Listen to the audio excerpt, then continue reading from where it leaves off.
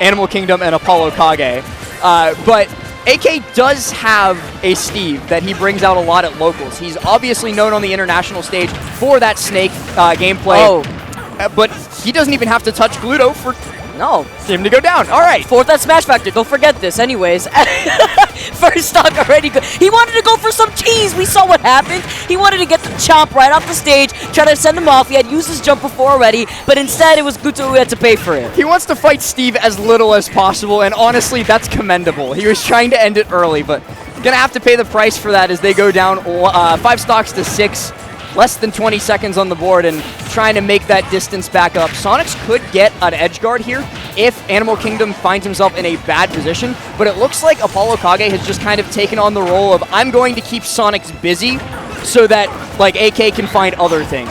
I should stop saying AK because they're both AK. They're both AK, yeah, right? I was thinking the same thing right now, and it can be tricky sometimes, but catching the landing right there with the forward smash, he's going to be able to catch him right there.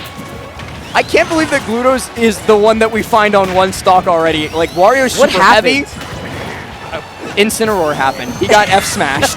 Oh, so that's something else that you and I were talking about before diving into this. When it came to the potential snake, we were thinking about the revenge into the grenades, but that doesn't seem to be the case here. Instead, you see Gluto trying to get the fall from 2 up airs into the up B, and a revenge attempt coming in from Animal Kingdom here too. And he failed to get it right there, but it's the fact that he's been able to go between Gluto and Sonix back and forth so easily that is actually quite impressive. Apollo Kage's first stock finally goes down though, since Gluto found himself that 1v1 on the left-hand side of the screen, but he might not be much longer for this world.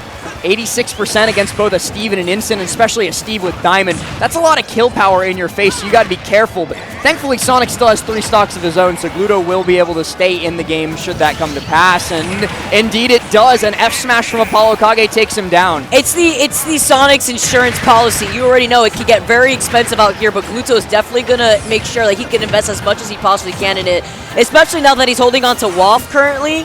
Now, all my eyes are on Apollo Kage and what he can do to try to make this back, because not only does he have to worry about the back air attempts coming in from Gluto, but you see Sonix trying to get into position, who, by the way, is also blue, so it can be a little tricky along the red outline that you can find in him. Apollo Kage does get that hit, though, to take Sonix's stock down, and this is a really good spot for those two to find themselves in. As long as AK holds on to that second stock, and he does, Gluto can't use Waft safely because they're guaranteed a restock and to continue the 2v2, but there it goes. Now Waft is on the table. They could quickly turn this into a 2v1 if AK or... Actually, hang on. Animal Kingdom might just be dead here. Oh, okay, he makes it back.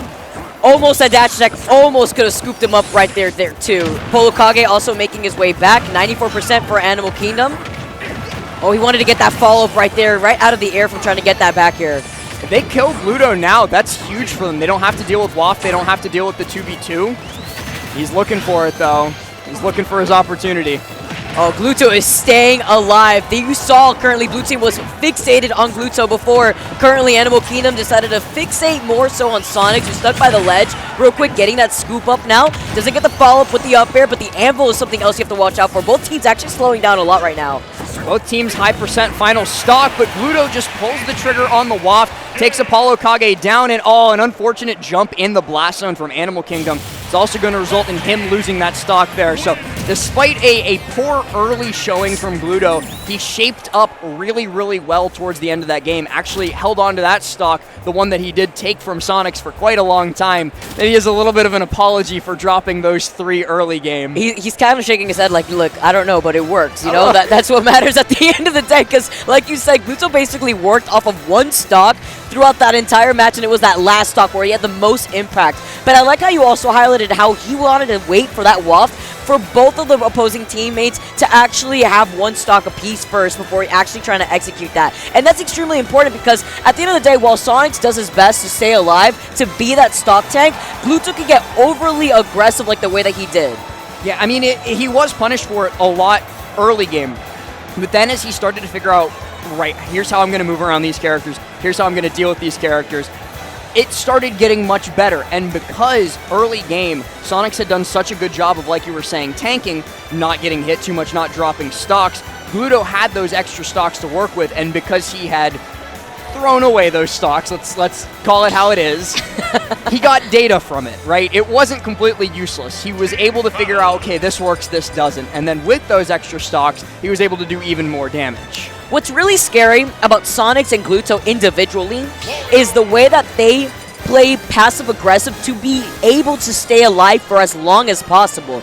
Despite the early game with Gluto's stock, which is nice to note, by the way, we are in best of 5 territory here in this top 32 doubles bracket. So that was just game 1, but we need to make sure that both Apollo and Animal Kingdom try to find a way to isolate both Gluto and Sonix in a way where they can capitalize off of the fact that they were both at 1 stock apiece for quite some time. Yeah, and it even felt like the moments when Apollo, Kage, and Animal Kingdom were able to create those separate 1v1s on opposite sides of the stage, they were winning those 1v1s more often than not. And then one of the players on the other team would disengage from their 1v1 and have to go save the other guy. If they can continue to find those situations, they're in great shape. We just saw an example of that there with Apollo Kage versus Gluto. 43% off of 1 combo, that's huge. And now, looking on the other side of the coin, Sonix, obviously being Sonic, can immediately go to Gluto's rescue and get there a lot quicker as well.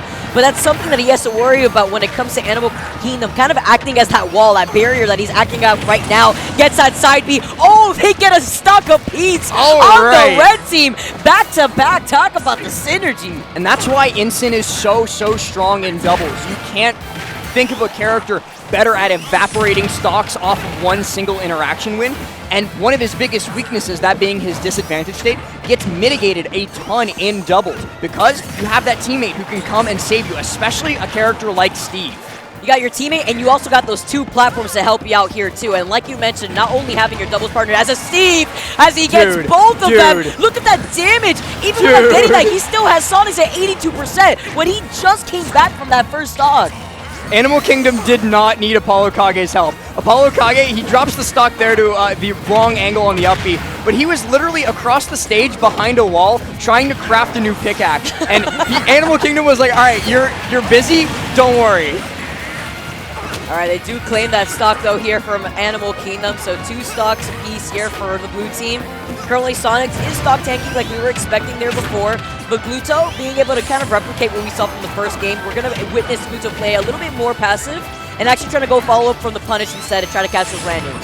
I don't know, Vicky. Sonix has to be super careful because as he gets caught by that redstone minecart, that means we're down to 2 stocks for the whole team, 1 apiece on the red team. Meanwhile, blue team sitting pretty with 4 and 62% built off of 1 up tilt for Apollo Kage. This game is not looking great for red. You saw the follow-up once, and you already saw that Sonix was basically already at 62% right there, like you mentioned before. See Gluto trying to recover from down below. Meanwhile, Sonix also trying to cover his back with these back airs. He gets it once here on Apollo Kage. Tries to find another one. I like the timing, expecting a high jump instead. Gluto is being able to control the stage a little bit, but Animal Kingdom now recognizing that he's made his way back. He gets the grab. That was almost insane, but Apollo Kage missed the back air. He tried to follow up onto Gluto 4 off of that back air. Would have been certain death, but instead he does manage to take the Animal Kingdom stock away, and the Apollo Kage stock as well. Oh, the high recovery was beautiful. Amazing timing right there, too, so that way he could avoid getting hit by that. Dash attack is going to be able to eliminate Gluto. That just leaves Sonic with no ability to stock tank here, with only his last stock. 84% on him as well. He's glass in the hands of both an Incineroar and a Diamond Steve. Any big hit on the corner, not going to be too good for him, and they can both cover space so well with all of these hitboxes. Just going to throw up a block, wait for Sonix to spin dash in. Apollo Kage taking front against him, looking for these minecarts, and catches the scoop with the up smash to put Sonix in a terrible position here. Such a big hitbox that up smash is in general. He's building a wall quite literally. No! What do you do? What do you do? You can't do anything. You are zooming to the blast zone down below. That was... What? How? Why do they look unfazed, though? Like, yeah, you know, I've done that a bunch of times anyways. Both teams look unfazed, right? It's like Sonix went into that game expecting that. And actually, you'll notice, Sonix didn't take any stocks during that game. And I think that was probably the big decider between Game 1 and Game 2. Because Game 1, we saw so many edge guards from Sonix. Anytime somebody was like sort of off stage, Sonix was spin dashing over there in their face and finding a KO. But I think that was the impact of Animal Kingdom. I think that was literally what we had witnessed over to the right side of the stage, especially catching that side B real quick. Did so much damage and so much knockback that I think it really caught Gluto off guard. He was on that last stock for quite some time, but that kind of left Sonix in the same position too. Even though Sonix was able to tank like you were talking about, AK, or Animal Kingdom rather, was still finding early stocks on him, and that was the decider because he just couldn't make use of those extra stocks. Oh?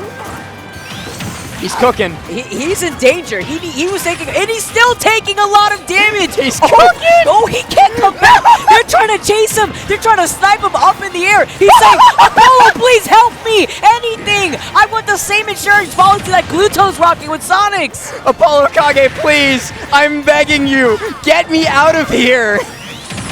No, they just sent him to the gulag. I'm sorry, he's never coming back after that one. That was the first stock only. And look at this. Gluto is still continuing on the pressure. Kind of goes down to what we were saying earlier, where I was talking about this before, but Gluto's a very momentum-based player. He's able to shift his own pacing in the game so amazingly like a light switch, and he's doing that in doubles too. He slowed things down after being able to get that stock, and now he's taking the lead real quick by keeping both of the blue team players by the ledge. Yeah, the big problem that I saw earlier was him matching Sonix's tempo, and he wasn't having a great time of doing it, but now it feels like maybe they got a little bit cold in between, we're not even going to talk about that, by the way. But maybe he got a little bit cold in between, Phase 2 and Top 32, and just needed a second to warm up, because this Gluto is completely different from how he was in Game 1 and 2. He is sniping them in the blast zone, quite literally, to make sure that they have no way of coming back. Maybe even trying to get a follow-up after that here, too. But you also have a Apollo Kage who did manage to craft up the diamond real quick.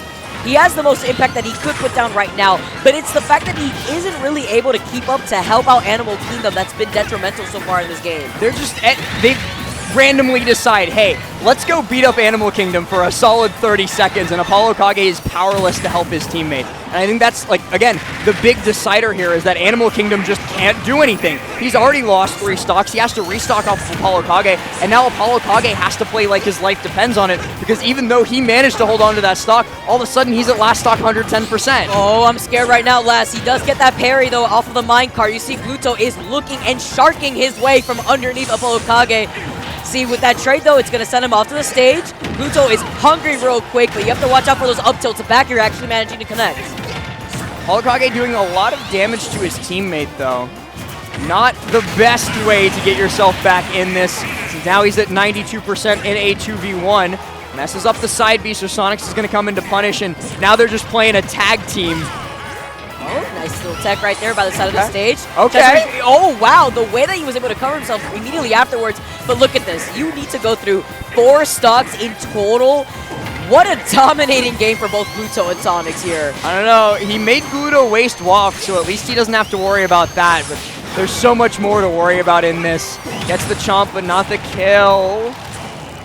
What are you going for, Gluto? He wants to go for the Harley wheelie real quick. He gets the down air instead, covering the ledge. Beautiful way to prevent him from trying to get the 2-frame on the ledge. And even just in case Animal Kingdom was able to survive that, you saw Gluto immediately hop onto Sonix's spring and look for that high back air to cover. He wasn't resting on his laurels. He wasn't sure he was dead, so he was going to go out there and cover. And that's the one thing about Gluto, where we can talk about the fact that he could change his own pacing mid-game through. It's part of the adaptation that Gluto provides as a top-level player. But in doubles, he does the same thing where he utilizes what Sonix has to bring. Being that spring, if he needs to go up high up in the air to predict a high recovery, whether it be Animal Kingdom going for a jump to try to mix up the recovery to avoid Sonix, you see that Gluto's right there just in case he needs to throw out that back air. You see the counter pick coming out, but it's not the one I expected. I was more so thinking that we were going to have, the Apollo Kage snake. But sure, the Animal Kingdom wolf, that works too. All right. Now seeing that we are getting that slight little change up here from Animal Kingdom, I feel like we are quite literally in the Animal Kingdom, though, when it comes to Apollo Kage still sticking to the Steve. And I'm interested here, though, because we saw that it didn't really have that impact to try to cover Animal Kingdom with the Incineroar, so maybe that's why we're seeing the Wolf come out instead. Good parry, though, to set up for that back air. Tries for the dash attack, but in comes Apollo Kage like a wrecking ball. No discrimination between his teammates and his opponents. He's hitting everyone. No, if you're roadkill, everybody's roadkill here. That's just how that works when it comes to the minecart. But that's allowing Sonix to get a lot of damage done onto Animal Kingdom, and that's what I've been worried about. It's kind of what you've been highlighting when it comes to a lot of that damage getting put on from Apollo Kage. Finds the KO there. Sonix, Gluto off to an early lead just like they were in the previous game, and they're looking to expand that lead even farther. Animal Kingdom having such a hard time getting back to the stage, but finally it's Apollo Kage to the rescue to allow him to find his footing once more. Almost getting that. Gluto's still alive though, still stuck by the ledge currently. Dude, he's been here forever. He has not left, and in no slap zone though before he gets that forward tilt real quick. He tried to slap up the crafting table, but the diamond is still crafted right before his eyes from Apollo. And Apollo Kage gets the hitbox extension off of the crafting table to boot. Takes that stock away from Gluto with an early F smash, and reeling a little bit from that one, but he's not worried. Sonic's still on 3, so still a lot in the bank. See, meanwhile, while Apollo is going to be able to try to get as much materials as he can, he's still rocking the diamond real quick. Gluto now is going to try to force his way back in with the bike. Animal Kingdom's been trying to land for a bit, but now the reverse situation where Sonix is taking a lot of that damage. Still living for all 3 of his stocks here currently, though, so in a very good position. Oh, before that actually ended up happening. There's the minecart. We were waiting for it. We saw it coming. And now Apollo Kage with Diamond going to be looking to do all the damage in the world, but as he whiffs like 4 up tilts in a row, Sonix just takes that spacing and uses it for an F smash on Animal Kingdom, bringing him down to final stock. Missing out on the tilt and as well as the anvil too, as Sonix is able to actually skate by to get right back onto the stage. I love the empty out before trying to commit because then he immediately diverts his attention back to Apollo Kage here. And that was just funny because Apollo Kage was throwing the kitchen sink at him and Sonix just ignored it. He was like, I'm good here, bro. You're not going to hit me. I love the immediate awareness as both Gluto, Sonix having to play off stage, trying to get back. See Sonix trying to go for a ledge jump real quick, and he doesn't need to as Apollo loses out on that second stock. AK goes down, but he does manage to get that diamond crafted up once more straight off the Angel platform and takes down Gluto's stock. So everybody on final stock except Sonix, just living up to his reputation as that stock tank. Uh-oh. Waft online, he's looking for it. Both in stock apiece. This is that opportunity for Gluto to be able to have that set up. Having to avoid the minecart though, you could see the immediate divert attention from the blue team onto Sonix, who's been keeping Apollo, by the way, by the side of the ledge for the longest time. He wants Gluto to get that waft. He's like, all right, I'm gonna take out all the other variables. This is just a 1v1. You do this all the time in singles. You should be fine to do it here. It looks like they want to get the shish kebab. They want to get the 2-for-1. Yeah, like Animal Kingdom and Apollo Kage got to be careful not to group up here because if they stick together for just a little bit too long, Gluto is going to come in and waft both of them. It's going to be a stinky sandwich is what it's going to be out here. Gluto, though, may not even need the opportunity to have to actually use this as he does slap him away. He gets a parry. He doesn't execute it just yet. I saw it. Like, off of that parry, he just wafts immediately, finds at least Apollo Kage. Wasn't willing to go for it quite yet, though. He's looking to find the kill in another way. Oh, that was actually big punish right there. Big punish opportunity as down smash connects here, forcing Gluto to go all the way to the other side, and the up smash is going to be able to get it instead. 156 though onto Animal Kingdom. You are quite literally living on a dream right now. There it is, the dash attack from Glutonny right after the SD from Sonix. I wasn't quite sure what Sonix was looking for at the corner there, but it's not going to matter. He had another stock to play with and a teammate to boot, so he was going to be able to just trust Gluto to get that dash attack, close out the set, and they're going to be moving on in the bracket 3-1 over AK and AK.